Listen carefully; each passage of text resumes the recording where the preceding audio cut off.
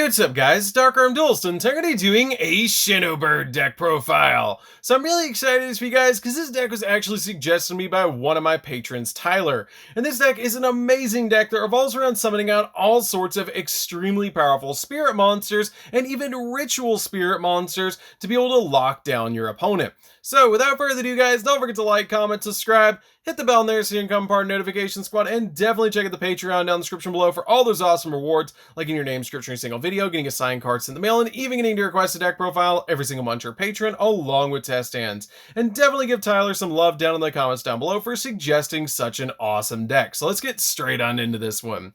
So first off, we're going to be playing 3 copies of the Shinobird. This card is a really good 3-of in the deck. It has the ability that you can ritual summon this card with Shinobird's Calling, and it must be ritual summon and cannot be special summoned by other ways. And if this card is ritual summon, then you can return up to 3 monsters that your opponent controls to their hand. And then you could special summon out a level 4 or lower spirit monster from your hand, ignoring its summoning conditions, which is a crazy powerful effect to be able to summon out cards like Amano Iwado and even yata-garasu to your side of the field. And then once per turn, during the end phase, if this card was special summoned this turn, you return it to your hand, and if you do, you get to special summon out 2 Shinobird tokens that are Wing Beast type Wind, level 4, 1500 attack, and 1500 defense.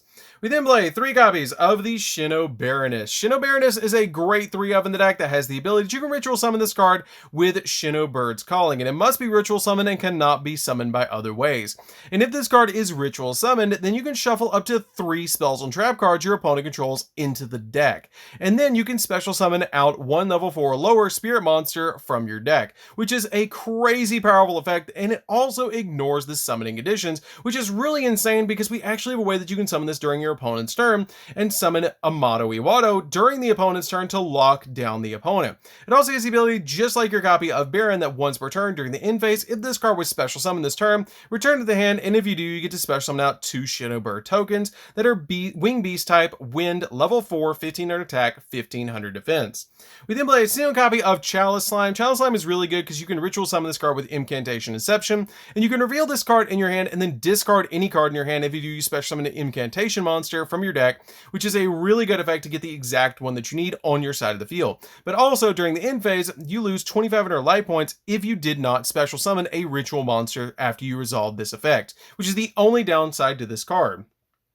We can play a single copy of Transonic Bird. Transonic Bird is actually how we're going to ritual summon during the opponent's turn, and this card is an insane 1-of that I actually consider playing as a 2-of in this build, but 1 worked very well, which you guys will definitely see during the test hands. This card is the ability you can ritual summon this card with Sonic Tracker, and then once per turn, you can reveal a ritual spell in your hand and add a ritual monster from your deck to your hand whose name is listed on that card, and if you do, shuffle the revealed card into the deck, which is really good because it gets you the ritual monster into your hand, and which sets up for its second effect that once per opponent's turn, quick effect, you can send a ritual spell card from your deck to the graveyard, and this effect becomes that card's effect that ritual summons a monster. And when this card is activated, or when the effect is activated, if this ritual summon card is tributed, then you can target a face-up card your opponent controls and negate its effects until the end of the turn, which is a great effect to be able to stop your opponent.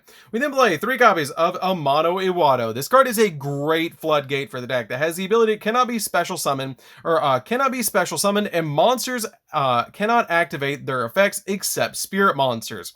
That is a crazy effect for this card to have, that it can basically lock down your opponent. It makes it so they can't activate any monster effects anywhere, like in the grave, in their hand, on the field, in the deck, anywhere banished. They can't activate monster effects at all because it says monster effects cannot be activated except spirit monsters. Period. That is insane. This card also has the ability that once per turn, during the end phase, if this card was normal summon or flip face up this turn, return to the hand, which is very key about this deck because your copies of your Baron and Baroness actually special summon it, ignoring its summoning condition, so it wasn't normal summon or flip face up, so it stays on the field after its special summon, which is crazy. We then play a single copy of Yata-garasu, the newly put to 1 card. I cannot believe this card is at 1, but I am so excited that it is. This card is really, really good because when this card inflicts battle damage to your opponent's life points, your opponent skips their next draw phase, which can Yata lock your opponent in this deck, which is really, really insane. I'm so glad that I got to play my LOD original print of this card. It's super, super amazing that this card was like put at 0 like almost 20 years ago, and we can finally play it at 1.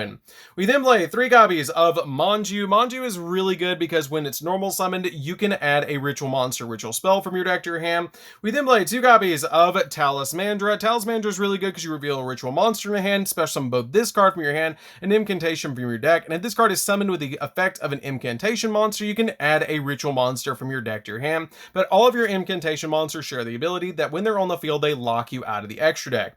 This card has the exact same effect as Talismandra, which is 2 copies of Kandal, except it works with ritual spells. That you reveal a ritual spell in your hand, special summon this card and another incantation from the deck. And if this card is special summoned by the effect of an incantation, you can add a ritual spell from your deck to your hand. We then play a single copy of Bookstone. Bookstone is a really good card because you reveal a ritual spell in your hand, special summon both this card and an incantation monster from your deck, except another copy of this card. And if this card is special summoned from your deck, then you can target a ritual spell in your graveyard and add it to your hand. And Pencil Plume does the exact same thing except for ritual monsters, that you reveal this card with, or you can reveal a ritual monster in your hand to special summon both this card from your hand and an incantation monster from your deck, except another copy of this card. And if this card is special summoned from the deck, then you can target a ritual monster in the grave and add it to your hand, which is a really, really good effect. We then play for the Kaijus. We're playing a single copy of Dolgaram, 2 copies of Gandarla, and finally 2 copies of Gameciel, because this is a very going second deck. And with your copies of your Baron, you can actually bounce the Kaijus back to your hand after you put them on your opponent's side of the field, dealing with a problematic monster and also getting them back for another use, which is really, really good. So that's it for the monsters, guys. Let's get into the spells. So for the spells, we're going to be playing some really awesome spells. We're going to be playing a single copy of Incantation Inception. This card is really good because it lets us ritual summon monsters to our side of the field by using incantation monsters as the tributes. We then play a single copy of Sonic Tracker. You're playing this card as a 1 of in the deck because you're going to use it with your copies of Pre-Preparation of Rites to be able to search out your Transonic Bird. But this card has a really good ritual effect. This card can be used to ritual summon a Transonic Bird, and you must also tribute monsters from your hand or field whose total levels equal 4 or more. And the level of monster special summoned by this effect becomes the total levels of the monsters used for this ritual summon. So for example, if you use a level 8 monster to ritual summon out your Transonic Bird, then your Transonic Bird becomes a level 8 monster, which is really good to be able to use for ritual summons.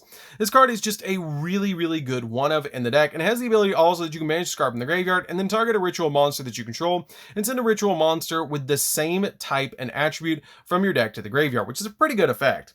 We then play 3 copies of Shinobird's Calling. Shinobird's Calling is really good because it lets us ritual summon out our copy of Baron or Baroness, and it also has the ability you must also tribute monsters from your hand or field or banish spirit monsters from your graveyard whose total level equal or exceed the level of the ritual monster you're attempting to ritual summon. We then play just 2 copies of Preparation of Rites because you can only actually search your copy of Transonic Bird and your copy of Chalice Slime with this card, so it's a really good 2 of in the deck to be able to add those cards from deck to hand while also grabbing a ritual spell from the graveyard. We then play 3 copies of Pre-Preparation of Rites. Pre-Preparation of Rites is a really good 3 of to let you add a ritual spell from your deck to your hand and a ritual monster whose name is listed on it from your deck to your hand as well, which is a really great effect to get the exact ones that you need. Usually it's going to be your Transonic Bird that you're going to be grabbing off this card, but it's really, really good to be able to grab your ritual monsters off this card's effect. We then play 3 copies of Pot of Extravagance. Pot of Extravagance is really good because we're usually not going into the extra deck at all on this deck, and being able to draw 2 additional cards is just really nice by banishing 6 cards from our extra deck that we're probably not going to use anyways. We then play 3 copies of Interrupted Kaiju Slumber because this deck is a very going second build of this deck. This card is really good because you destroy as many monsters on the field as possible, and then you special summon in an attack position 2 kaiju monsters with different names from your deck, 1 each to your field and your opponent's field, which is really good, and they must attack if able. And then during the main phase, except the turn this card was sent to the graveyard, you can manage this card from the grave to add a kaiju monster from your deck to your hand, which is really good to give you an additional out to any boss monster your opponent might throw at you. So that's it for the spells, guys, and the main deck because we don't play any traps. Let's get into the extra deck. So for the extra deck, we're going to be playing a lot of 2-ofs in this extra deck because we are playing an extravagance build of this deck. So starting off, we're playing a single copy of Win, the Wind Charmer. This card is a really good card because we do put wind monsters on the field very frequently in this deck, especially with our Shinobird tokens. Play a single copy of Boral Sword just to help us go in for OTKs. Access Code Talker to be able to pop cards on the field. You can play a second copy of Boral Sword or another copy of, or you can play a copy of Boral Load if you want to instead. So you can play either or of those level 8 monsters.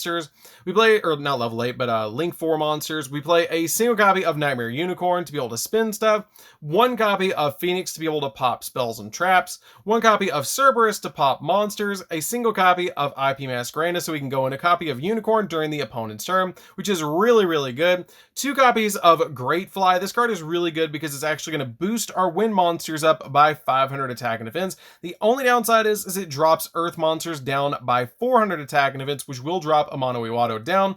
But that's totally fine, because we're usually not going to summon this card when that card's on the field anyways. We then play 2 copies of Link Spider. Link Spider is really good to use with our tokens, because it just takes a normal monster to be able to use with this card, so you can actually get an additional monster on your side of the field. So you can have different names for your Nightmare monsters, which is really, really good.